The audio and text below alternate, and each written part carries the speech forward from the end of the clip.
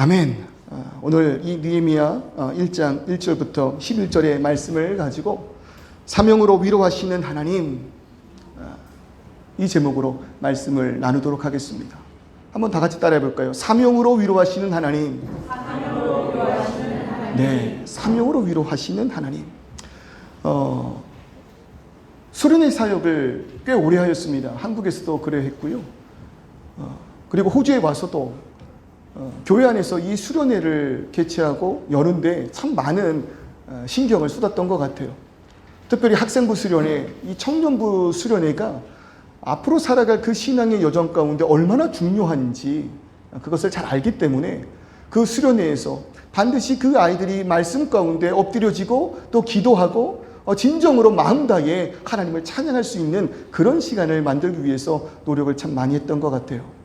언젠가 우리도, 이 교회도 물론 주일학교, 또 학생부, 청년부 수련회도 그러하겠지만 장년부 수련회를 개최하여서 우리가 그날 마음 다해 기도하고 찬송하고 울부짖을 수 있는 그런 시간이 있기를 소원합니다. 아멘. 네, 그럴 때예요. 제가 그 수련회를 프로그램을 기획할 때마다 반드시 집어넣었던 그런 순서가 있어요. 세미나인데요. 목사가 혹은 신학 교수가 그 시간에 청빙대에서 세미나를 인도하는 게 아니라 반드시 그 교회의 성도님 중 한 분을 이 세미나 강사로 섭외해서 청년들에게 혹은 학생들에게 강의를 하는 것을 부탁하였어요. 목사의 강의만 듣는 것이 아니고 정말 성도로서 하나님 앞에서 그 말씀 안에 거하기 위해 발버둥 치시면서 은혜를 누리시는 그런 분들의 세미나를 듣기 원했다라는 거죠. 그리고 정말로 참 좋았습니다. 여러분 생각해 보면은요, 목사의 설교는 굉장히 1차원적이에요. 성경의 말씀을 있는 그대로 해석하여서 전하는 것에 초점을 맞추고 있다 보니까 목사의 설교는 굉장히 1차원적이고요. 그리고 그 내용의 확장성이 좀 제한적입니다. 그런데 이 말씀을 듣고 살아가시는 성도님들의 삶의 모습 보세요. 그 삶 속에서 들은 말씀을 붙들며 각자의 역할을 해 나가는 분들의 모습은요, 2차원적이고요, 3차원적이기까지 합니다. 그래서 때로는 제가 설교하는 그 내용 가운데 좀 부담되는 그런 말씀을 듣는 성도님들 혹은 청년들 중에 이런 말을 해요. 그건 목사님이시니까요. 목사님이니까 그런 말을 하는 거죠. 때로는 그런 이야기를 한단 말이에요. 그런 핑계를 대던 청년들이 이 세미나 시간에 우리 교회 성도님이신데 그 성도님의 잘 준비된 세미나를 들을 때 혹은 나도 저런 직업을 원하고 있는데 근데 이미 그 직업을 가지고 또 성도로서 그 일을 사명으로 잘 해결해 나아가시는 그런 분들의 모습을 보면서 조금 더 실제적 신앙의 모습의 방향성을 찾더라고요. 그것이 참 얼마나 은혜가 되었는지 여러분 잘 준비해 주시기를 바랍니다. 언젠가 이루어질 저희 청년부 수련회 또 학생부 수련회에 여러분 강사 되어 주시기를 소원합니다. 아멘 하신 분들의 얼굴을 제가 분명히 기억하고 있습니다. 여러분 정말 그래요. 다른 거 아니잖아요. 나도 너희와 똑같다. 나도 너희와 다를 것이 없다. 그러나 우리가 들었던 그 말씀의 모습을 나는 이렇게 살아나가고 있다. 내 삶 속에서 직업적 소명을 가지고 나는 이 말씀을 이렇게 나타내고 있다. 후배들아, 나를 따라오라. 후배들아, 나와 함께 가자. 여러분, 목사의 10마디 설교보다요, 그 한마디 성도님들의 울부짖으며 청년들의 마음, 학생들의 마음을 여러분 뒤집어 놓는다니까요. 정말 뒤집어 놓는다니까요. 교회에 여러분 이런 말이 있습니다. 귀는 목사를 향해 열지만 눈은 직분 자를 바라본다. 여러분 정말 그래요. 새로 오신 분들이요, 귀를 열어 목사의 설교를 들어요. 근데 그 눈은 교회 성도님들을 바라보고 계신다는 거예요. 뭘 보는 것입니까? 그 들은 말씀의 실체가 무엇인지를 보는 것이에요. 여러분 믿음 무엇입니까? 보이지 않는 것에 대한 확신입니다. 그런데 증거가 있습니다. 그 믿음의 확신을 품고 살아가는 자들의 행동입니다. 삶입니다. 그것이 믿음의 증거가 될 줄을 믿습니다. 여러분 그러니 오늘 자녀들이 이 설교 말씀에 귀를 기울이고 있지만 눈은 누굴 본다고요? 우리 부모님들을 보는 거예요. 우리 자녀분들에게 제가 무기 하나 알려드릴게요. 엄마에게 아빠에게 이렇게 말씀하시면 돼요. 엄마 오늘 말씀 못 들었어요? 자녀를 향하여 긍휼이 없고 용서가 없고 자비가 없을 때 우리 자녀분들 엄마에게 아빠에게 이렇게 말씀하시면 돼요. 엄마, 오늘 말씀 못 들으셨어요? 예수의 사랑이 어머니에게 있기를 기도합니다. 여러분, 그러면 빼앗겼던 거 돌려주시지 않을까요? 시간 조금 늘려주시지 않을까요? 그 마음 가운데 조금 더 여유를 가지고 우리 자녀들 사랑하지 않을까요? 그리고 우리 부모님들도 반드시 우리 아이들이 들은 믿음뿐만 아니라 눈으로 그 믿음을 품고 증명하며 살아가는 우리들의 모습을 보고 있다는 것을 잊지 마시기를 소원합니다. 그럴 때 오늘 모두에게 소개하고자 하는 인물이 있습니다. 본문에 등장하고 있는 주인공 느헤미야입니다. 정말로 훌륭한 리더였고요. 또 마음이 국렬한 사람이었고요. 하나님께 붙들려 쓰임받은 자가 느헤미야였습니다. 그가 한 일이 무엇입니까? 무너진 예루살렘 성벽을요, 여러분 52일 만에, 그 성벽을 52일 만에 완성하였던 자가 느헤미야입니다.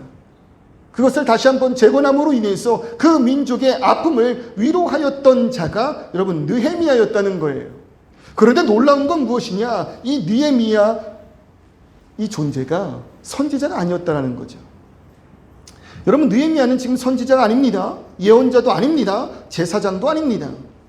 그는 정치인입니다.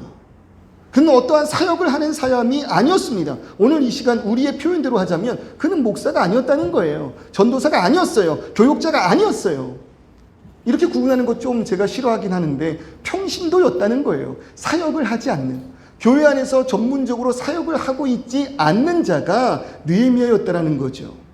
그럼에도 불구하고 그는 자신에게 주어진 그 직업을 통해서요, 하나님께서 주신 사명을 이루어낸 자였습니다. 자신이 할 수 있는 일을 통해서 무너진 민족을 위로하고 또 성벽을 재건함으로 이스라엘이 다시 부흥할 수 있는 그 기반을 만든 자가 여러분 느헤미야였다는 거예요. 더 나아가서요, 이 느헤미야는 그 일을 해 나아가는 데 있어서 어떤 하나님의 음성도 듣지 못했다는 거예요. 여러분, 어떤 음성도 느헤미야에게 임하지 않았습니다. 여러분, 모세 보세요. 엘리야 보세요. 예레미야 보세요. 하나님께서 그들을 찾아오사 하나님의 그 뜻을 가르쳐 주시지 않았습니까?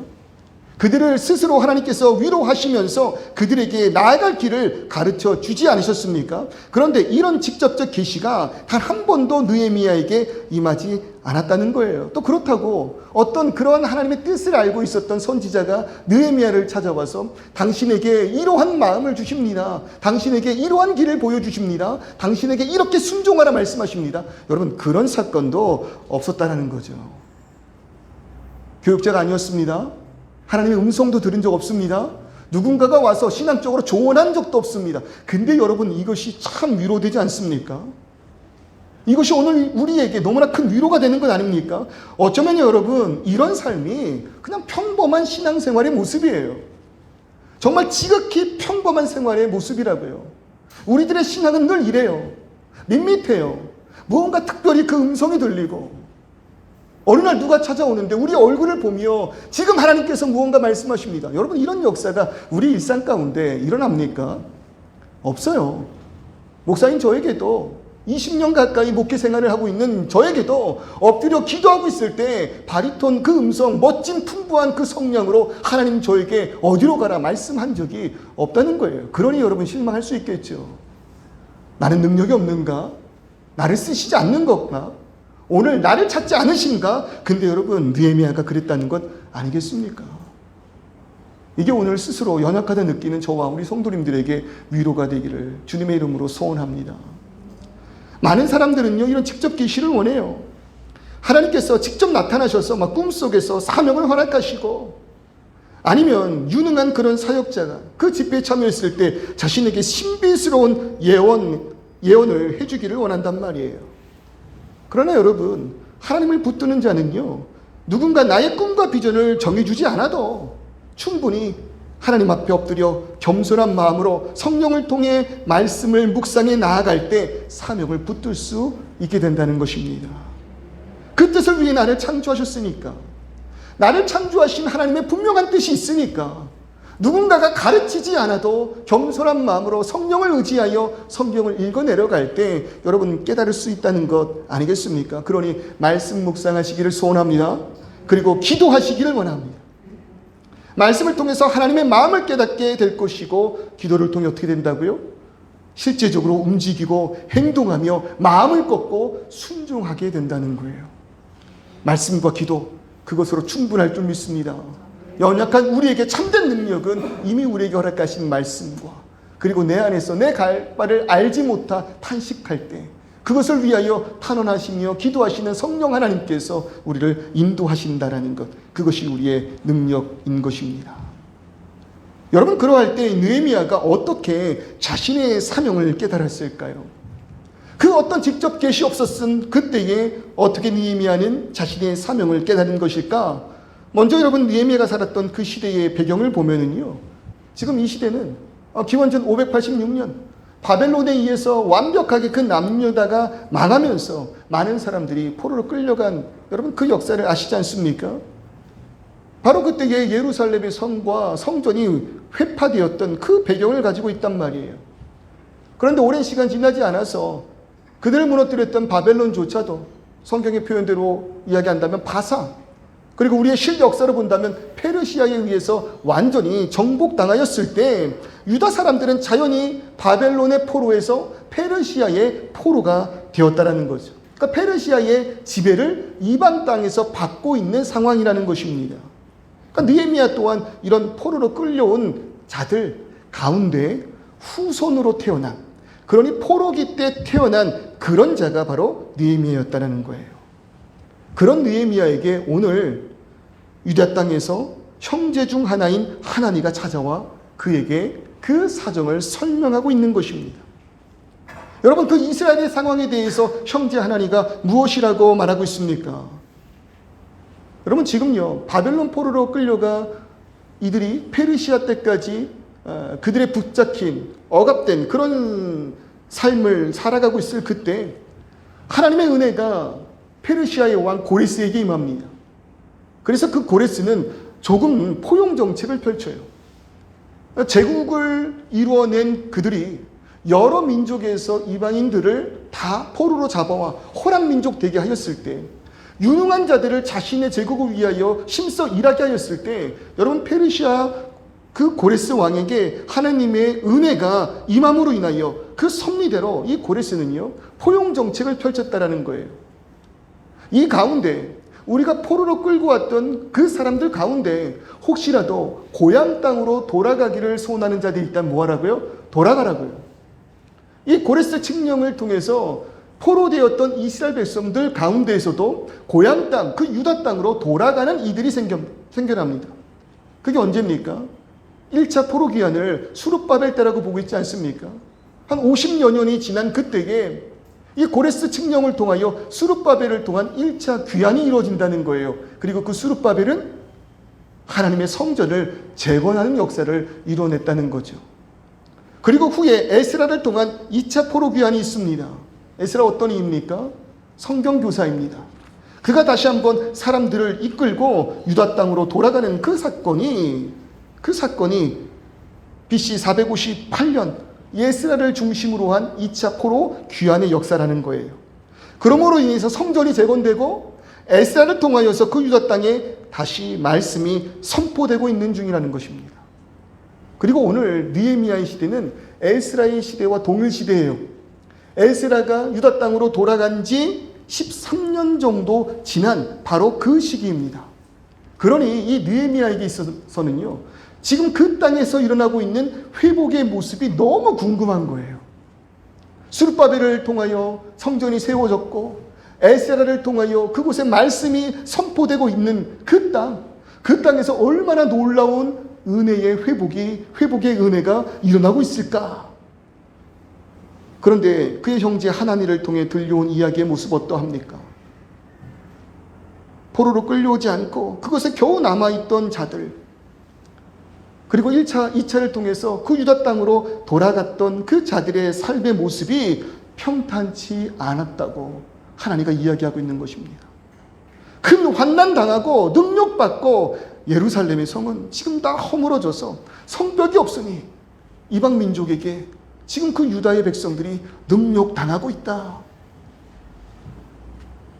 원치도 않았던, 기대하지도 않았던 그런 아픈 소식이 지금 느헤미야에게 들려왔다라는 거죠. 그로 인하여서 느헤미야가 너무나도 큰 충격을 받게 되었습니다. 근데 여기서 조금 이상한 것 하나가 있어요. 여러분, 지금 이 느헤미야의 모습 가운데 좀 이상한 거 없습니까? 그러니까 이민 생활을 이미 오랫도록 하고 있는 우리는 지금 이 상황을 조금 이해해 볼 수 있겠어요. 뭔가 좀 이상하다 느껴볼 수 있겠어요. 그건 무엇입니까? 이스라엘의 현재 상황을 전해들은 느헤미야의 반응이요, 좀 과하다 이거예요. 지금 그의 반응이 어떠합니까? 펑펑 울고 옷을 찢고 금식하면서 지금 엎드려진 그 모습 보셔요. 좀 이 모습이 과하다라는 거죠. 지금 느헤미야는요, 포로기 중에 태어났다고요. 그 말이 의미하는 것이 무엇이냐면 느헤미야는 예루살렘에서 살아본 적이 없다는 거예요. 또 그곳에 가본 적도 없을 것 같아요. 그러니까 한마디로 지금 느헤미야는 유다 땅과는 상관이 없는 그런 상황에서 태어난 자라는 거죠. 오히려 그가 페르시아에 태어났을 때에는요, 말씀드렸잖아요. 나름 관용 정책이 그 가운데 있었다니까요. 그래서 이들의 삶이 그렇게 나쁘지 않았어요. 오히려 지금 이 느헤미야는요, 다른 이들보다 더 편한 삶을 살고 있습니다. 출세하셨습니다. 지금 그가 1절의 말씀 보니까요, 수산궁에 있다라고 이야기하잖아요. 얼마 전 그 에스더가 머물고 있었던 그곳이 여러분 이 수산궁 아닙니까? 왕비였던 그가 머물고 있었던 곳이 수산궁이라니까요. 한마디로 지금 이 느헤미야는요, 출세한 페르시아의 고위직 관리라는 거예요. 포로 2세 혹은 3세의 인물로 이제는 더 이상 포로라고 불리지도 않을 것 같아요. 그냥 페르시아 사람이 되었어요. 그런 느헤미야가 자신의 부모 혹은 할아버지 나라의 아픔에 과할 정도로 지금 마음이 무너지고 있다는 거죠. 여기서 태어난 우리 아이들의 모습 보세요. 느헤미야와는 좀 다르지 않습니까? 며칠 전에 아시안컵에서 한국과 호주가 축구했잖아요. 물어보세요. 누구 응원했냐고요. 자신들이 어디서 태어났는지도 모르고 얼마나 건방지게 호주를 응원한다고 이야기하는지 물어보시라는 거예요. 여러분, 한 세대만 지나도요, 이 땅이 나의 땅 됩니다. 호주의 이민 역사보다 더 긴 이민 역사를 가지고 있는 게 미국의 이민 역사잖아요. 그 이민 세대들이요, 그 2세대, 3세대가 넘어가 4세대, 5세대 그 미국의 이민자 된 청년들이요, 한인교회의 부모와 함께 예배하면서 그 대표로 기도하는 그 목사님의 우리나라라는 그 우리를 미국이라고 인식해야 된다고 부모와 대립각을 선다니까요. 싸우고 있다니까요.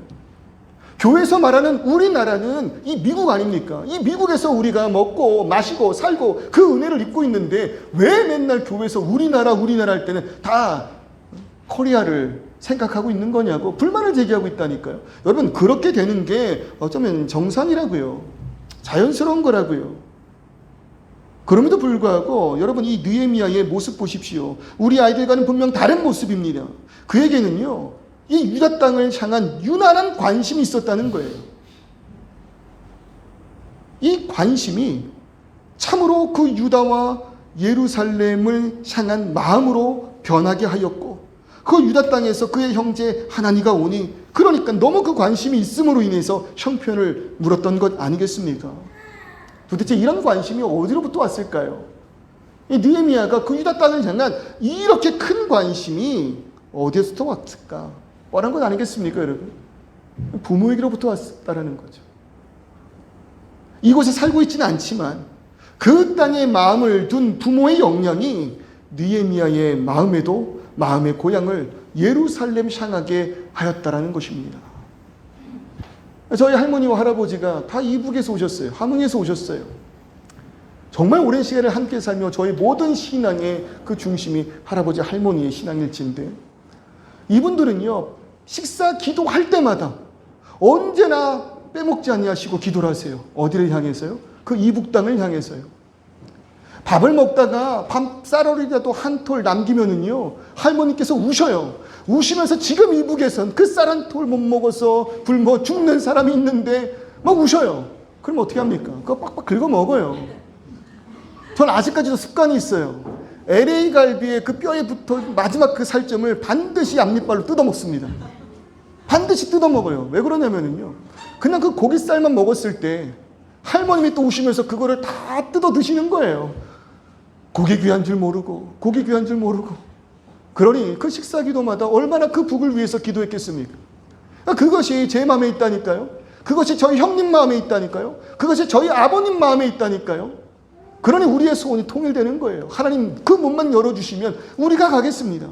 우리가 그곳에 가서 그 말씀을 전하겠습니다. 제가 호주에 올 때요, 할아버님이 반대하셨어요. 형님이 얼마 전에 독일로 유학을 가고 둘째 손주 하나도 호주를 간다니까 너는 가지 마라. 아니, 형은 보내면서 너는 가지 마라. 너는 내 옆에 있어라. 제가 어떻게 허락받았는지 아세요? 할아버지, 호주의 비자로는 북한을 갈 수 있대요. 호주의 비자로는 북한을 갈 수 있대요. 정말로 할아버님께서 그럼 가라. 그럼 가라. 그렇게 말씀하셨다니까요. 여러분, 그 부모의 참된 소원, 할아버지의 그 참된 소원이요, 한 번도 가본 적 없는 그 땅을 소원하게 한 것 아니겠습니까? 여러분, 그러니 부모의 역할 얼마나 중요할까요? 신앙을 가르치는 교회의 역할, 여러분, 이토록 중요한 것입니다. 여러분, 이 아이들에게 부모의 소원이 노출될 때 그것이 참된 하나님을 바란다면 우리 아이들 또한 그 소원을 품게 될 줄을 믿습니다. 그러니 여러분, 좋은 교육자 있어야 합니다. 좋은 선생이 있어야 합니다. 우리 교회에 그런 신앙의 좋은 선배들 있기를 주님의 이름으로 소원합니다. 여러분, 느헤미야의 마음속에는요, 분명히 하나님을 향한 신앙이 있었습니다. 하나님의 말씀을 이들은 붙들고 있었다고요. 그러니 5절 보세요. 5절에 그 말씀 보세요. 이르되 하늘의 하나님 여호와 크고 두려우신 하나님이여 주를 사랑하고 주의 계명을 지키는 자에게 언약을 지키시며 긍휼을 베푸시는 주여. 여러분, 지금 느헤미야에게 뭐가 있어요? 하나님에 대한 올바른 인식이 있어요. 제대로 교육받았다는 거예요. 하나님이 어떠한지 그의 기도를 통하여 분명히 드러납니다. 유대인들의 신앙이었습니다. 몸은 고향을 떠났지만 토라, 그 말씀은 생명을 다해 가르치며 나아가는 것. 고향을 떠나 다른 환경 속에 있지만 여전히 그들은 하나님의 말씀을 붙들고 살아가는 백성이었다는 것입니다. 비록 죄 가운데 그들의 모든 심령이 무너졌지만 그럼에도 하나님의 긍휼하심과 은혜를 붙들고 있다고요. 이 말씀이, 그러니 이 언약이 부모의 그런 교육을 통해서 분명 느헤미야에게 있었다라는 것입니다. 그러니 지금 그 품었던 이스라엘의 소식, 능욕을 당하고 있다는 그 소식, 성벽이 없음으로 인하여 이방 민족들에게 내 형제들이 곤욕을 당하고 있다는 그 소식에 여러분 눈물 흘리고 있는 것 아닙니까? 그리고 눈물 흘렸던 바로 그 순간 느헤미야는 사명을 깨달았다는 거예요. 여러분, 사명은요, 다른 것 아닙니다. 여러분, 사명은 다른 것 아니에요. 관심이 사명입니다. 우리의 관심이 사명이라는 것이에요. 내 마음속에 가득 차 있는 것이 사명입니다. 계속 시선이 가고 머릿속을 가득 채우고 있는 그 생각이 여러분 사명입니다. 그럴 때 나의 관심이 여러분 어디에 있습니까? 아내의 관심이 어디에 있어요? 남편의 관심이 어디 있어요? 우리 자녀들의 관심이 여러분 어디에 있습니까? 여러분, 저의 관심은 온통 교회에 있어요. 저는 교회가 너무나 좋아요. 태어나는 순간부터 교회 안에 있었고 아버님이 개척 목회를 하시며 그냥 그 모든 삶이 교회였어요. 그리고 목회를 하고 오늘 이 시간 또 개척을 교회를 섬기며 교회. 늘 저에게는 교회가 항상 중심에 있었어요. 여러분, 그것이 제 사명이라는 거예요. 얼마나 여러분 이것이 제 마음속에 있냐면요, 며칠 전에 저희 아이들을 통해서 알게 된 한 성도님 가정이 저희에게 연락을 하셔서 커피를 좀 마시자, 그렇게 연락을 주셨어요. 이 두 분 다 목회자의 자녀들이에요. 그러다 보니까 저희의 상황을 너무 잘 아시고 너무 마음 아파하시고 또 기도해 주시고 막 예배 시간에 아무도 없는 그 예배실에 와서 예배를 드려주시고 또 여러 가지 물질로 또 섬겨주셨던 그런 분들이에요. 얼마나 고마운지 몰라요. 그날도 이제 커피숍에서 저희와 함께 커피를 마시며 좀 쉬기를, 좀 이렇게 동료들과 대화를 나누면서 마음에 좀 쉼이 있기를 원하셨다라는 거예요. 근데 그 아내분께서 목회자와 이렇게 대화를 하다 보니까 자연스럽게 신앙적인 질문 혹은 성경적인 그런 질문들을 하게 되었어요. 그러니까 저는 그것에 대해서 막 대답을 했겠죠. 근데 그거를 듣고 있던 남편분께서 좀 눈치를 주는 것 같더라고요. 아내에게 좀 눈치를 주는 거예요. 왜 그럴까요? 좀 목사님 좀 쉬시게 여기에 지금 모셨는데 왜 그런 것을 물어보냐는 거예요. 그런 질문을 하지 말라는 거죠. 저에게도 그렇게 말씀하시더라고요. 목사님 교회 얘기하지 마시고 사역 얘기하지 마시고 그냥 편한 그런 이야기 했으면 좋겠다. 제가 말씀드렸어요. 전 이게 편해요. 이게 너무 좋아요. 그냥 교회 이야기하고 신앙적인 이야기하고 성경에 대해서 나누는 것, 그게 저는 너무 좋아요. 여러분 얼마나 좋냐면 이것이 내 인생에 얼마나 큰 관심이냐면 제가 아내에게 프로포즈를요, 제가 지도하던 학생부 수련회 마지막 날 기도 시간에 했어요.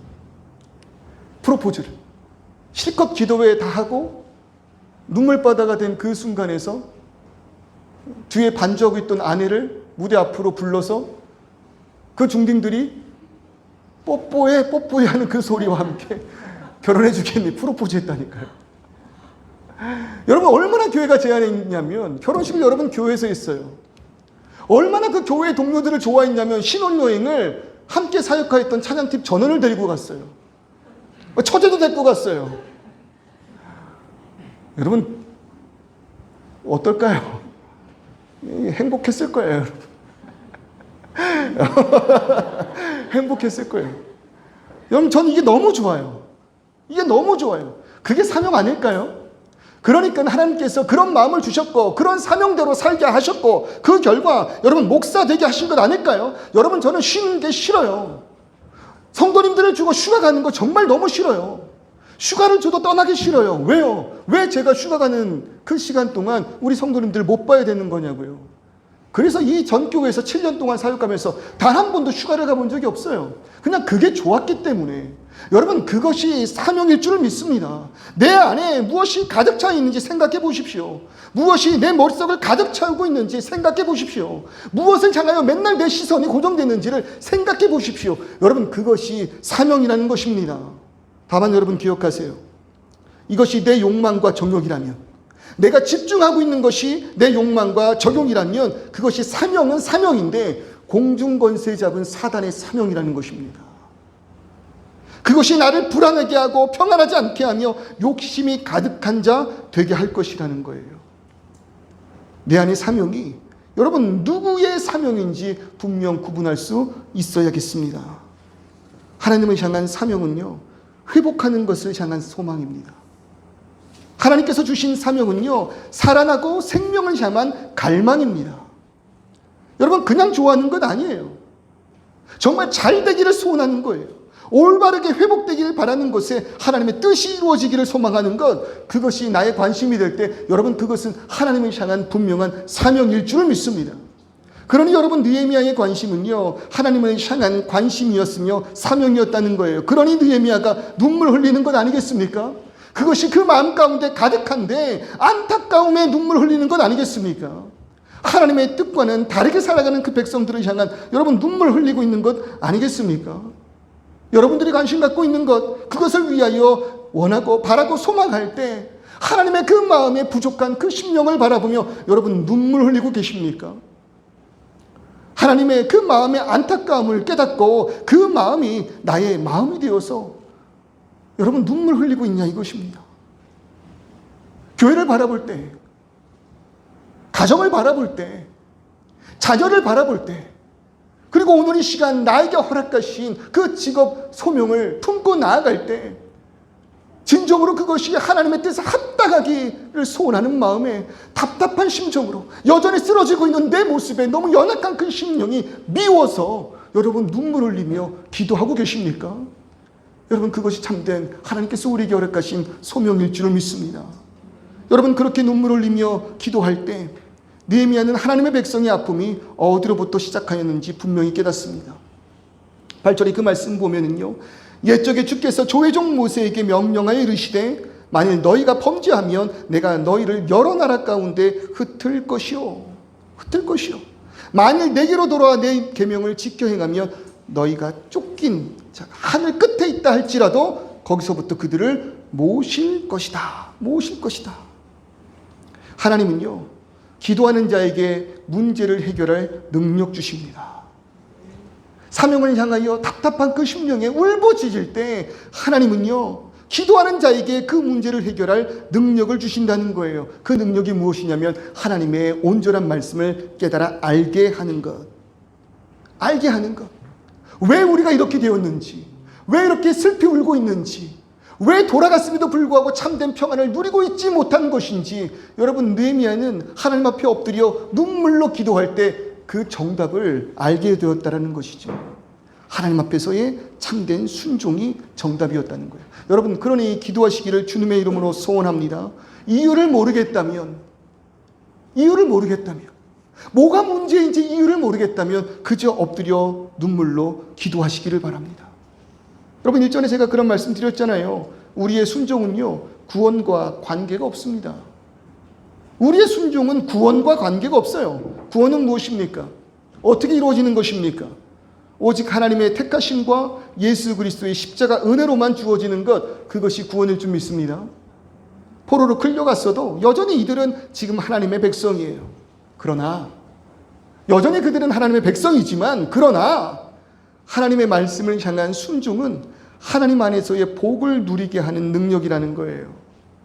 순종할 때 우리는 하나님께서 우리에게 주신 참된 평안과 기쁨을 맛보고 누리게 되는 것입니다. 여러분의 삶을 다시 한번 돌아보세요. 왜 나의 삶 속에 기쁨이 없는가? 왜 평안이 없는가? 왜 늘 불안하고 무너지고 싸우고 분노하고 있는가? 나 예수를 분명히 믿는데, 난 분명히 신앙이 있는데 왜 우리 가정 가운데 이러한 아픔이 가득한 것인가? 여러분, 순종하지 않아서라는 겁니다. 하나님 앞에 그 말씀에 온전히 엎드려져서 하나님의 그 은혜를 바라고 있지 않기 때문이라는 겁니다. 기도하며 엎드려지지 않아서이기 때문이에요. 기도하며 엎드리고 하나님의 말씀에 여러분 순종해 보십시오. 눈물 흘리며 엎드려져 보십시오. 그렇게 순종할 때 주시는 은혜를 체험해 보십시오. 그 은혜가 어떤 은혜입니까? 내 병 낫지 않아도, 환경에 성공이 있지 않아도, 즉 하박국 선지자의 그 고백과도 같이, 비록 무화과 나무가 무성하지 못하며 포도나무에 열매가 없으며 감람나무에 소출이 없고 밭에 먹을 것 없고 우리의 양 없고 외양간에 소가 없을지라도, 여러분, 그런 상황에서 누가 평안을 누리겠습니까? 여러분, 세상에서는요, 이러한 삶이, 환경이 우리 가운데 있다면 이것은 결코 그 마음의 평안을 누리지 못하는 순간이에요. 그런데 우리가 엎드려져 하나님께 간구하며 하나님의 충만하신 그 은혜 가운데 순종으로 나아갈 때, 여러분 뭐라고 고백한다고요? 없을지라도 나는 여호와로 말미암아 즐거워하며 나의 구원의 하나님으로 말미암아 기뻐하리로다. 여러분, 하나님 한 분만으로 기뻐하시는 인생 되시기를 주님의 이름으로 소원합니다. 맛보시기를 축원합니다. 그 하나님 한 분 함께 하신다라는 것, 하나님 한 분만으로 얼마나 그 만족스러운지 여러분, 그 은혜를 누려보시기를 바란다라는 거죠. 그러니 돌아오시기를 원합니다. 순종이 답이라면, 순종이 이 모든 복을 누리는 비결이라면 돌아오세요. 이 말씀으로 다시금 돌아오시고 말씀에 순종하세요. 좋으신 그 하나님, 어떤 하나님이십니까? 우리에게 복 주시기를 원하시는 분이십니다. 그는 그냥 그 포도원의 주인 아니었잖아요. 좋은 선한 주인이지 않았습니까? 돌아오시기를 소원합니다. 돌아온다라는 것, 그것이 무엇입니까? 회개입니다. 회개라는 것은요, 내 감정의 변화를 이야기하는 게 아니에요. 단순히 눈물 콧물 흘리며 잘못했어요 엉엉거리는 거 회개 아니에요. 이 길이 잘못되었다라는 것을 깨닫고 다시금 나의 모든 방향을 틀어 하나님의 말씀으로 나아가는 것, 여러분, 그것이 회개입니다. 그렇게 회개할 때 사명을 향하여 분명한 문제의 원인을 깨달아 말씀으로 돌아가야 함을 알고 눈물을 흘리며 기도하는 자에게 여러분 반드시 자기 각성이 일어난다고요. 6절의 그 말씀, 이제 종이 주의 종들인 이스라엘 자손을 위하여 주야로 기도하며 우리 이스라엘 자손이 주께 범죄한 자들을 자복하오니 주는 귀를 기울이시며 눈을 여시사 종의 기도를 들으시옵소서. 여러분, 자기 각성이 일어난다고요.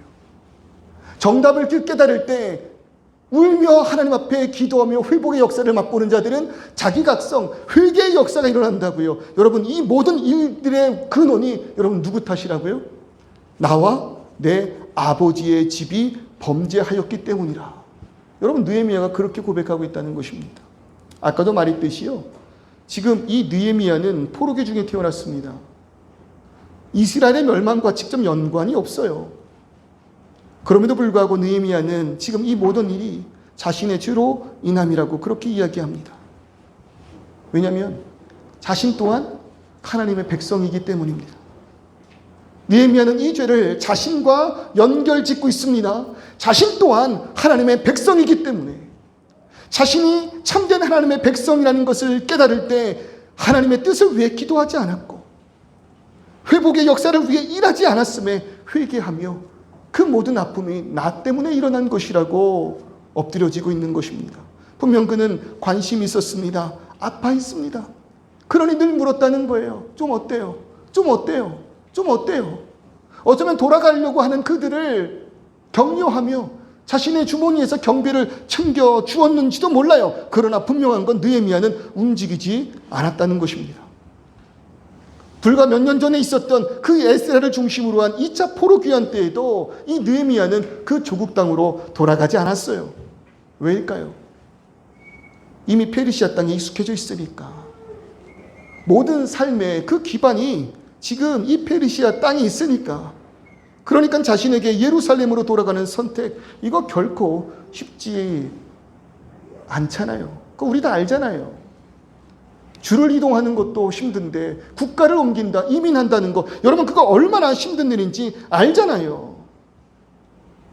느헤미야가 오늘 이 모든 일을 나의 죄라고 고백하는 이유는 그런 선택의 가책을 느끼고 있었기 때문 아닐까요?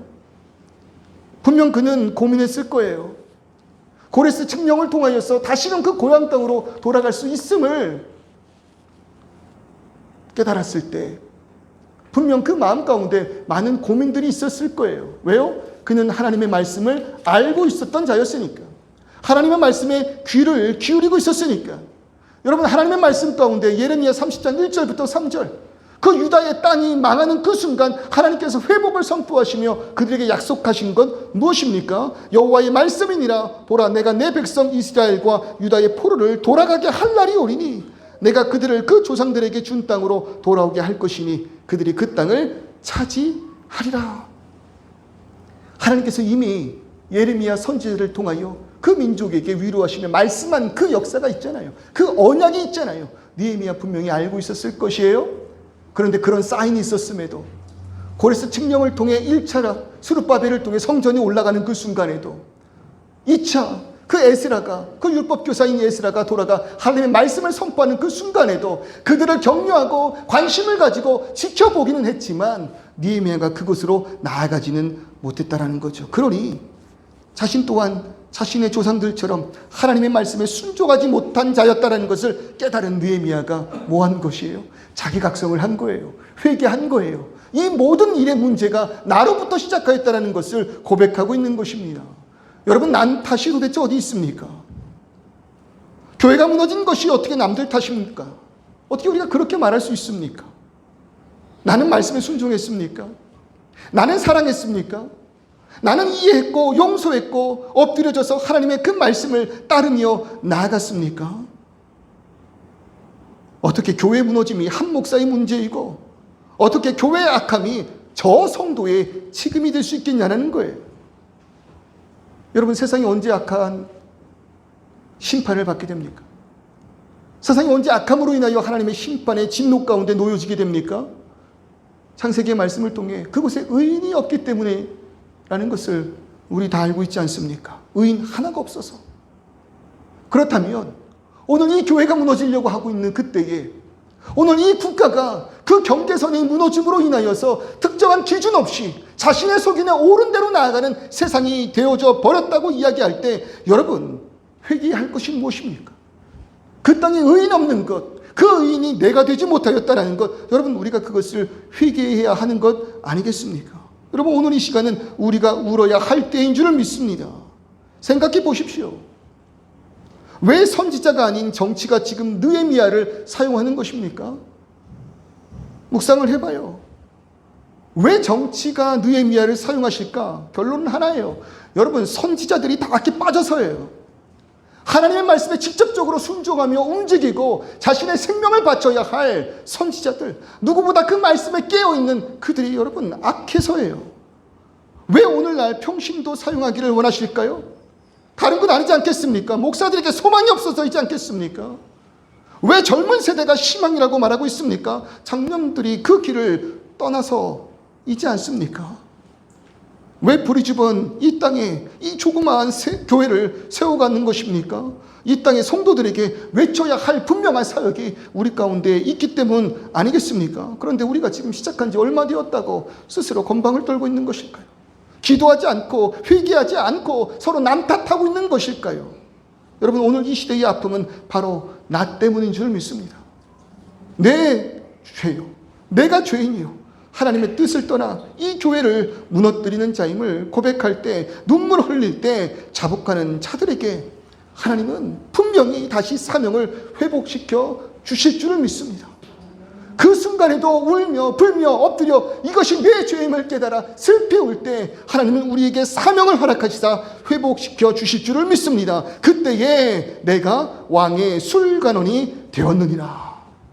그때에, 회개하는 그때에, 그 심령이 무너져 하나님 앞에 억지할고 우는 그때에 하나님께서 그에게 술관원이 되게 하셨다는 거예요. 그에게 사명을 허락하셨다는 것입니다. 눈물로 엎드려 하나님의 뜻을 간구하는 자들에게 하나님은요, 오늘 내가 왜 이 자리에 서 있는지를 알게 하실 것입니다. 내가 왜 목사가 되었는지, 내가 왜 브리즈번에 개척하였는지, 왜 나에게 이런 직업 주셨는지, 이런 가정 주셨는지, 이런 아이들을 주셨는지, 여러분 엎드려 기도하며 이 모든 것에 대해 죄를 자복하고 참된 하나님의 말씀에 순종하기를 간구할 때 오늘 내가 이 자리에 왜 있는지 하나님은 우리에게 사명으로 깨달아 알게 해주신다는 것입니다. 그리고 그 깨닫는 사명을 통하여 나를 위로해 주신다는 거예요. 여러분, 느헤미야, 그 이름의 뜻이 무엇인지 아십니까? 여호와께서 위로하셨다라는 뜻입니다. 하나님께서 느헤미야를 위로하십니다. 여러분, 그 마음에 얼마나 위로가 필요했을까요? 그 마음에 간절한 소원은 있었지만, 그 마음은 있었지만, 여러분, 자신의 처한 그 상황 가운데 쉽게 용기 내지 못하고 있었던 그 느헤미야, 어쩌면 돌아가고 있는 자들의 모습을 바라보면서 나도 그래야 되는데, 나도 저래야 하는데, 나도 조금 더 사랑해야 되는데, 용서해야 되는데, 부모해야 되는데, 자녀들에게 조금 더 이 마음을 전해야 되는데, 이 아이를 품고 진정으로 하나님이 주신 아임을 깨달아서 내가 마음을 다해 잘 양육해야 하는데, 여러분, 마음은 가득하지만 실제로 그 육신의 그 지침으로 인하여, 환경으로 인하여 움직이지 못했을 때 그런 느헤미야에게 얼마나 큰 마음의 곤비함과 아픔이 있었을까요? 위로가 필요한 자였다는 거예요. 그런 느헤미야에게 하나님 어떻게 위로하셨다고요? 사명을 통하여 위로하셨다라는 것입니다. 그가 하나님 앞에 말씀을 깨달을 때 내가 오늘 이 자리에 왜 서 있는지를 깨달아 알게 하시는 사명을 통해 쓸모 있음을 깨달아 알게 하셔서 그것이 나의 삶 가운데 참된 위로 있게 하셨다는 거예요. 왜 호주에 오셨어요? 왜 이 교회에 오셨어요? 이 교회가 왜 세워졌어요? 이 자녀들은 뭐예요? 우리가 하나님 앞에 엎드려 기도하며 죄를 자복할 때, 말씀으로 복음으로 돌아갈 때 하나님께서는 사명을 통해 나를 위로한다는 것입니다. 아무런 목적 없이, 계획 없이, 어쩌면 허무한 것들을 붙들고 나는 저 예루살렘에 능욕당하고 있지 않다는 것에 안심하고 있는 우리라면 이 시간 회개하시기를 주님의 이름으로 소명합니다. 사명 없었음을, 하나님께 관심이 없었음을 회개하시기를 주님의 이름으로 축원합니다. 그리고 말씀과 기도로 내가 왜 이곳에 있는지, 왜 일을 하는지, 왜 나에게, 우리 가정에게, 우리 교회에게 이런 일을 허락하셨는지를 깨달으시기를 소원합니다. 그리고 그 깨달음 가운데 참된 위로가 있다면 그 사명을 붙들고 다시금 하나님을 향하여 걸어 나아가시기를 소원합니다. 함께 갑시다. 함께 위로하며 손에 손을 붙잡고 함께 나아갑시다. 함께 격려하고 함께 위로하며 하나님이 원하시는 그 자리에 우리 모두 서 있기를 주님의 이름으로 축원합니다. 이 시간 우리 함께 찬송하였으면 좋겠어요.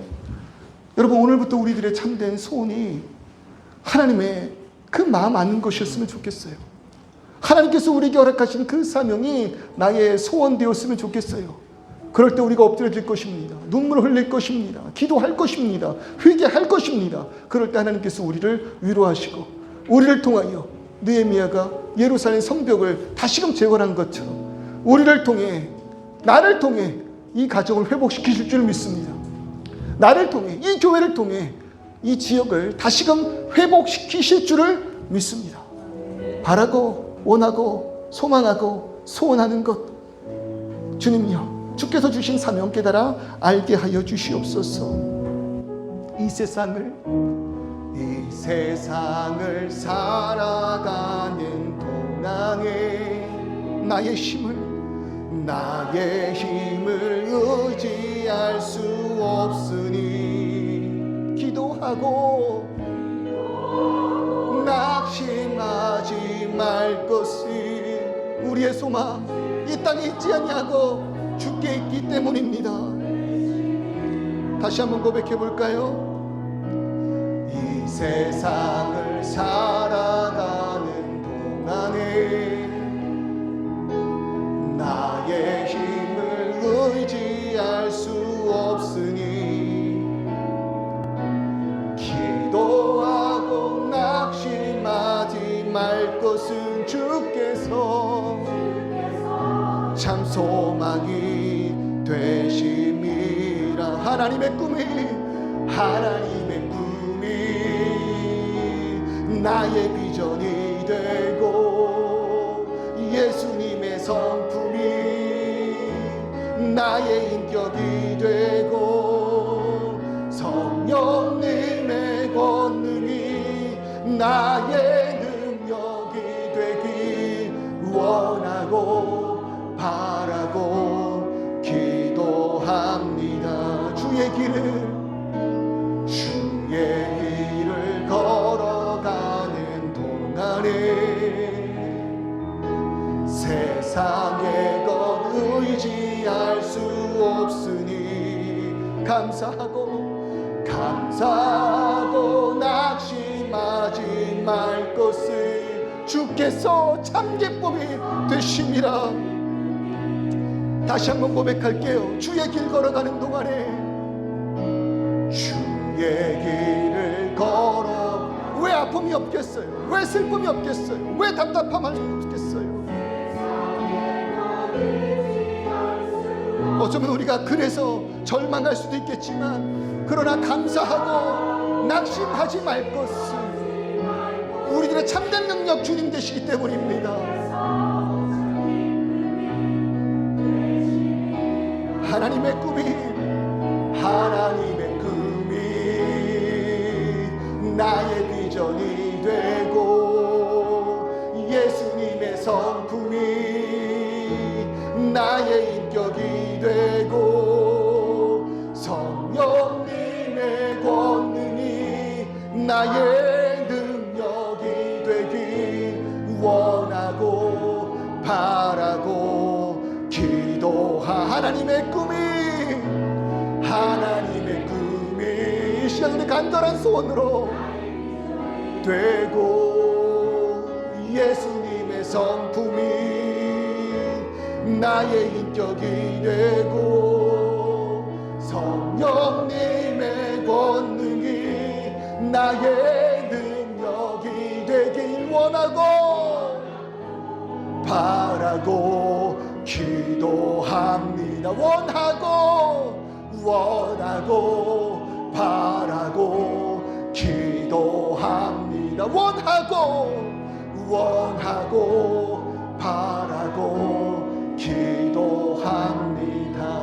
우리 시간 다 같이 기도하기를 소원합니다. 우리가 하나님의 마음을 품고 사명을 위하여 엎드려 기도할 때 여러분, 하나님 우리에게 능력 주실 줄 믿습니다. 뜨거운 마음 주실 줄 믿습니다. 그리고 그 일을 해결해 나아갈 수 있는 지혜와 여건 주실 줄을 믿습니다. 우리는 무엇하면 된다고요? 회개하고 자복하며 말씀으로 돌아가기만 하면 된다는 것이 진정으로 하나님의 뜻이 있는 그곳으로 우리들의 간절한 소망을 담아서 엎드려 기도하고 회개할 때 하나님께서 우리에게 사명을 통해 위로해 주실 줄 믿습니다. 주님, 그 마음 주시옵소서. 그것이 나의 소원 되게 하여 주시옵소서. 우리 동성으로 기도하며 나아갑니다. 아버지 하나님, 이 시간 우리들의 모든 심령 붙드시는 주님, 무너진 우리가 주님 앞에 나아가 엎드려 간구하는 것, 하나님 아버지, 다른 것 아닙니다. 아버지 하나님, 이 기도의 모든 소원 다른 것이 아닙니다. 아버지 하나님, 그 땅의 소식이 들릴 때 반응하고 싶습니다. 눈물 흘리고 싶습니다. 아버지 하나님, 울부짖고 싶습니다. 그것이 아버지 하나님 오늘 이 시간 나의 참된 소원 되기를 소망합니다. 바라보는 모든 성도님들 마음 가운데 이런 주를 향한 갈망 있게 하여 주시옵소서. 이런 주의 소망 있게 하여 주시옵소서. 엎드려 기도하고 회개할 때 아버지 하나님 사명을 통하여 위로하여 주시옵소서. 오늘 내가 이곳에 서 있는 분명한 이유를 깨달아 이곳에서 하나님께서 펼치실 놀라운 역사를 아버지 마주하며 나가게 하여 주시옵소서. 우리들의 심령 붙드시는 주님일 줄 믿습니다. 우리들의 심령 붙드시는 주님일 줄 믿습니다. 나의 모든 그 심령 오직 주님을 향하게 하시고, 나의 모든 능력 아버지 하나님 주님 바라보게 하시고, 엎드려질 때 주님 한 분만을 위해 나아가는 그 심령 가운데 허락하신 그 능력, 그것이 능력이 되어 참된 평안 될 줄 믿사오니 아버지 붙들어 주시옵소서. 아버지 붙들어 주시옵소서. 아버지 붙들어 주시옵소서. 붙들어 주시옵소서. 나의 모든 것 되신 주님, 주님이 나의 관심이고 나의 전부입니다. 주님을 아는 것이 나의 사명이요 주님 뜻 이루시는 것이 나의 목적임을 고백합니다. 그럴 때 아버지 하나님, 움직이지 못하였던 내 자신이 한심스러워 엎드릴 수밖에 없음을 고백합니다. 기도하며 그 눈물이 나의 죄임을 깨닫는 눈물 되기를 소원합니다. 그럴 때 그런 나를 용서하사 인도하시는 주님의 사랑 깨닫게 하시고, 또 더 나아가 오늘 나를 세우신 그 뜻을 분명히 깨달아 내가 오늘 여기 왜 서 있는지 사명을 통하여 위로하여 주시옵소서. 그때 이 아버지 하나님 용기 주시고 능력 주시고 여건과 환경 주셔서 주를 위하여 나아가려고 하는 이 발걸음 그 누구도 멈출 수 없음을 고백하게 하시고, 그렇게 한 걸음 한 걸음 나아갈 때 주 예수와 동행하니 그 어디나 하늘나라의 참된 평안 누리게 하여 주시옵소서. 예수님의 이름으로 기도드립니다.